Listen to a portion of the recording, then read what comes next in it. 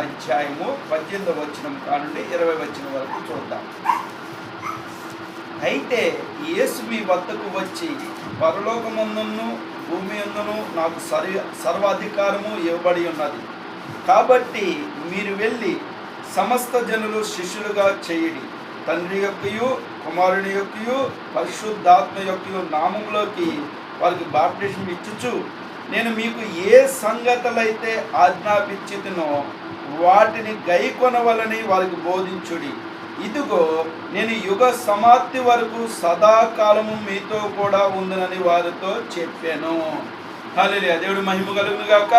ఇక్కడ చూస్తే యేసు ప్రభు వారు వారి యొక్క శిష్యులకి బోధిస్తున్న విధానం ఏంటంటే, నలమూలలకు వెళ్ళి ఏదైతే ఆయన ఆజ్ఞాపించాడో, ఏ సంగతులైతే వారి శిష్యులకు చెప్పాడో ఆ సంగతులు మాత్రమే చేయమన్నాడు.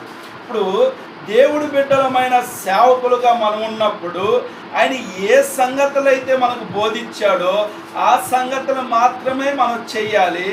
ఏదైతే చెప్పాడో అది మాత్రమే మనం చేసేవారుగా ఉండాలి. హల్లెలూయా, దేవుడి మహిమ కలుగును గాక. దేవుడికి ఇష్టలుగా ఉండే శిష్యులుగా ఉండాలి. శిష్యులు అంటే ఎవరు? దేవుడి పిల్లలు. దేవుడు శిష్యులు ఎవరిని ఏర్పరచుకున్నాడు? పనికిరాని వారిని ఏర్పరచుకున్నాడు.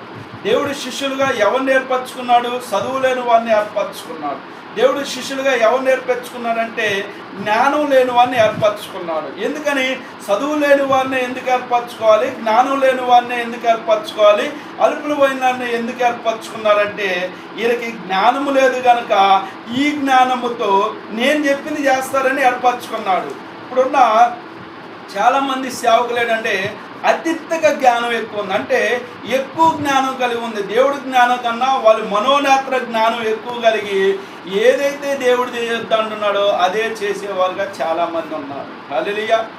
ఇది దేవుడికి శిష్యులుగా ఉండటం వల్ల దేవుడికి విరుద్ధమైన కార్యాలు చేసేవారు చాలామంది ఉన్నారు. పరిశుద్ధ గ్రంథం మనకి ఏవైతే చెబుతుందో అది మాత్రమే చేసేవారుగా మనం ఉండాలి.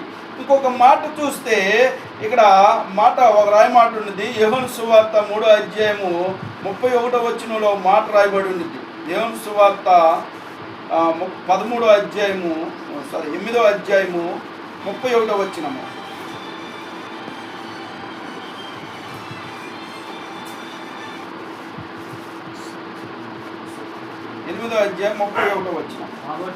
కాబట్టి యేసు తన నమ్మిన యూదులతో మీరు నా వాక్యమందు నిలిచిన వారైతే నిజముగా నాకు శిష్యులై ఉండి